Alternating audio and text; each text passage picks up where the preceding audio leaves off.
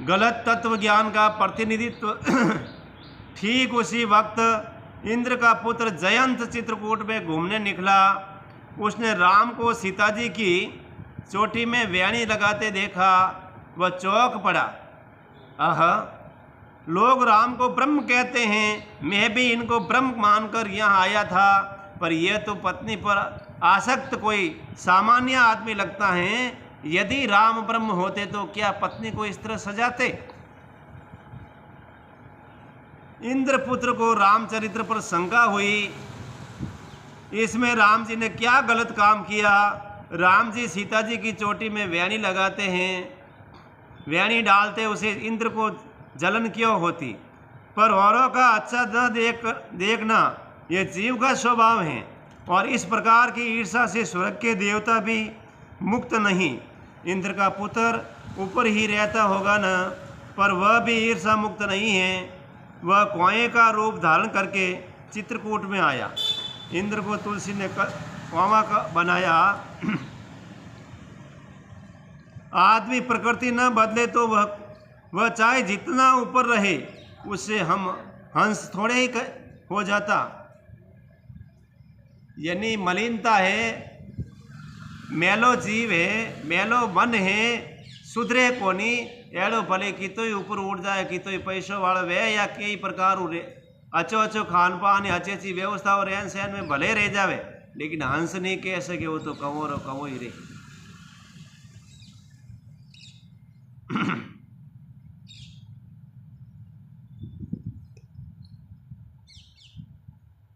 एक संस्कृत सुभाषित में कहा है, काकस्य गात्रम यदि कांचनस्य माणिक्य रत्नम यदि पंचोदेशे एक एक पक्षे ग्रथितम मणिनाम तथापि काको न तु राजहंस।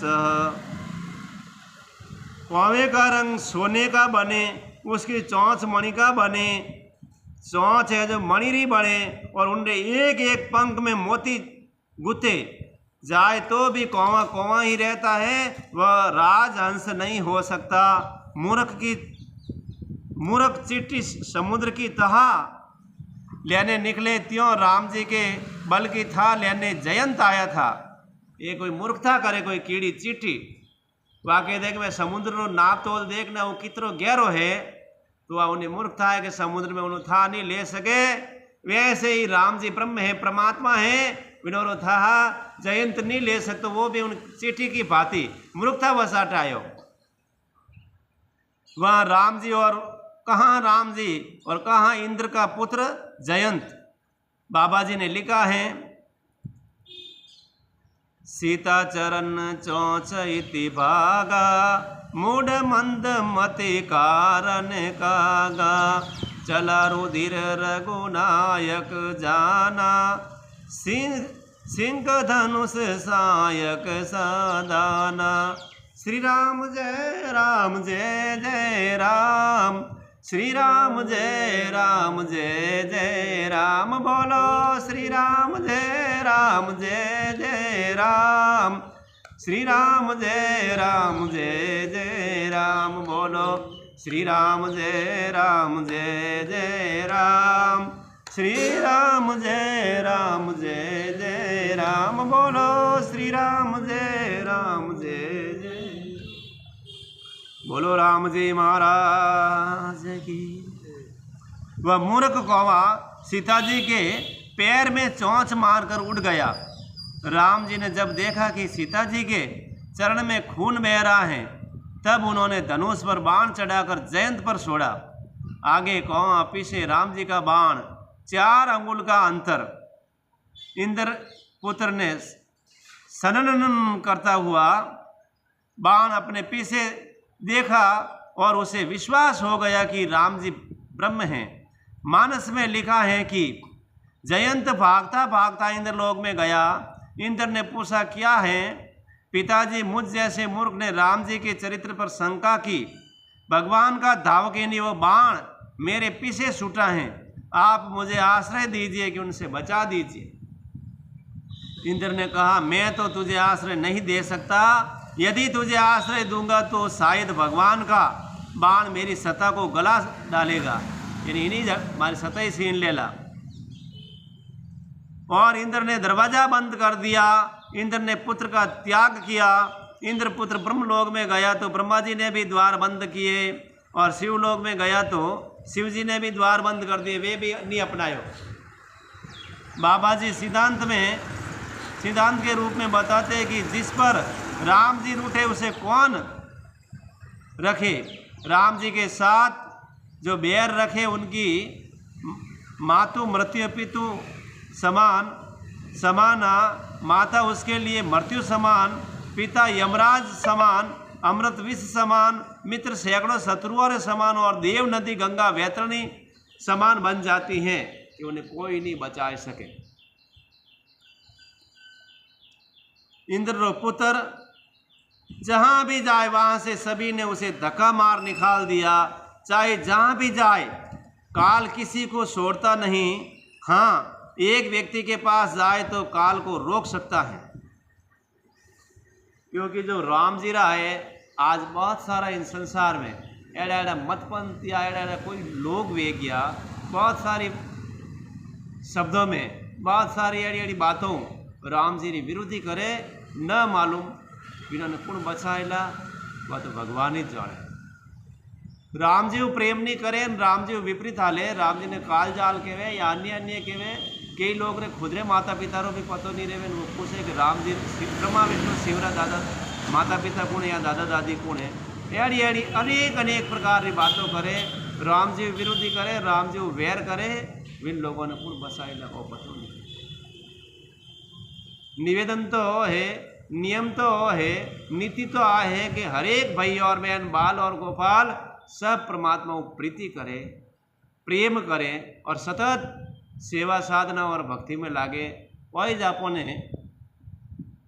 આપણો कर्तव्य कर्म है, इनू विपरीत तो है ही नहीं, पर जो इनू विपरीत हाले है उन्हें कोई दशा वे वह या तो खुद जानेला या भगवान ही जाने। बोलो राम जी महाराज की।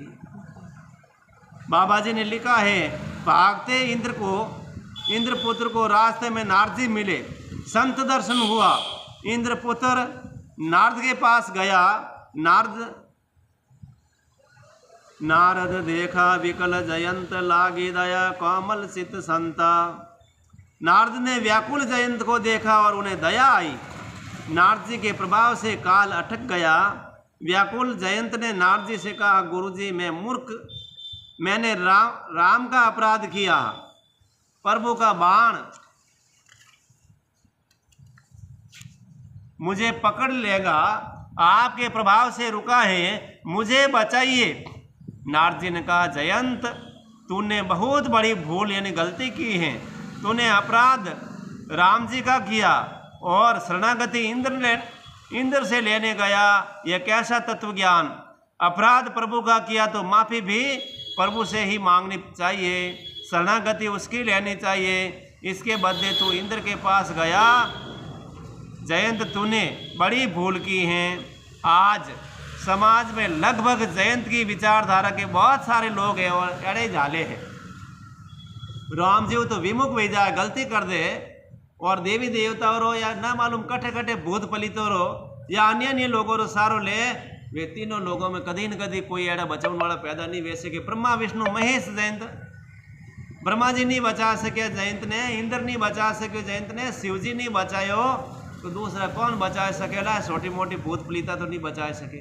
इन वास्ते हरेक भाई बहन जटे गलती कटे उदार भाष वठी करे, वठी राम जी की शरण लेवे ने शरणागत वे ने राम जी प्रार्थना करे तो राम जी जरूर जरूर अपन बचाए देवला।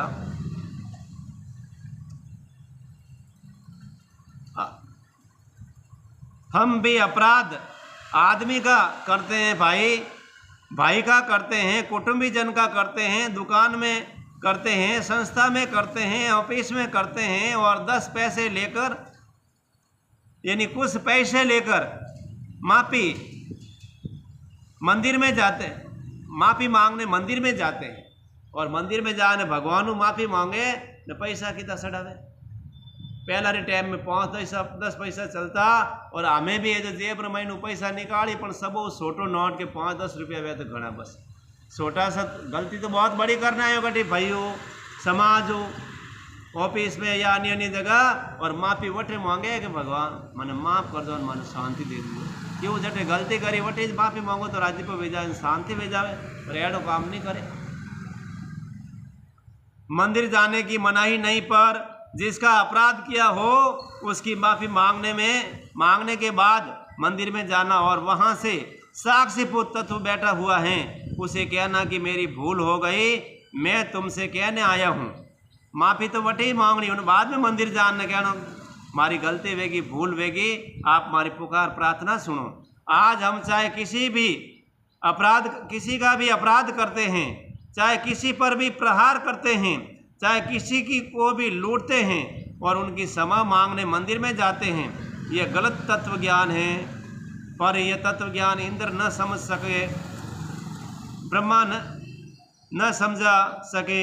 यह तत्व ज्ञान तो नारद जी जैसा कोई संत ही समझा सकता है।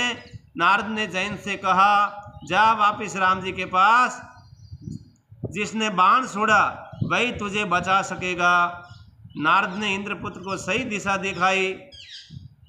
ऐसे ही हर एक संत क्याड़ी भी गलती करे, क्याड़ो अपराध वे, नाना प्रकार स्थिति परिस्थिति में कोई भी प्रकार भक्ति या मनुष्य वे, संत तो सदा सत्य रस्तो ही बतावे। गलती कटे भी कोई करने सुधार करनो है, जटे गलती भी बोटे माफी मांग लो, बोलने बाद में राम जी शरण में जाओ, राम जी सब अपराध क्षमा कर और सही दिशा अपन सुख शांति और आनंद रो अनुभव कराए, अपना शरण में निवास दे देला। बोलो राम जी महाराज की।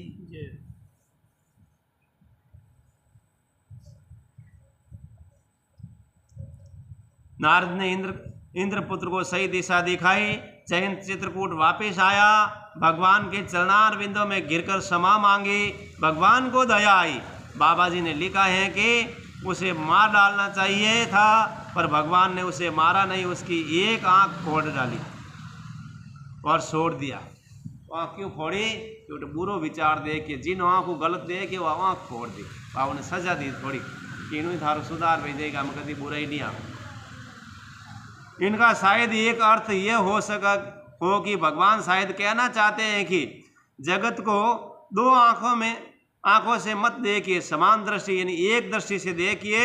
जगत मेरा है और मैं जगत का हूँ। यदि ऐसा कोई और जगत को बनाने वाला पिता एक हैं, हम उनकी संतान हैं, आंख फोड़ने के पीछे ये एक दृष्टि से जगत को देखने का बोध रहा हुआ है, उसे एक संत इस बात के साथ सहमत नहीं है। उसका ऐसा मत है कि भगवान किसी की भी आंख फोड़ते नहीं। मानस में लिखा है कि एक नयन करी तज भवानी, उसे एक आंख कर छोड़ दिया। इसका अर्थ ये हुआ कि आदरणीय की दो आंखें हो, भगवान ने उसकी एक आंख कर दी, यानी समदृष्टि कर दी। एक आंख फोड़ दी तो मतलब दो आंखें, दो भाव नहीं देखना, वो अलग ने आँख समदृष्टि कर दी। इनका मतलब उन्होंने अर्थ मान जाए कि समदृष्टि समा भाव कर दियो। इन वास्ते लिखना भले केवड़ा में तो एक फोड़ दी, पर फोड़ी नहीं, समदृष्टि की। बोलो राम जी महाराज की। तुलसी जी ने तुलसी जी से किसी ने इसका अर्थ पूछा, उन्होंने कहा, जवाब दिया, एक आंख कर दी। इसका अर्थ ये हुआ कि जयंत को एक भी आंख नहीं थी। आज प्रभु ने कृपा करके उसे एक आंख दी, जीवन की एक दृष्टि दी कि परमात्मा को इन एक दृष्टि से देखो। बोलो राम जी महाराज की।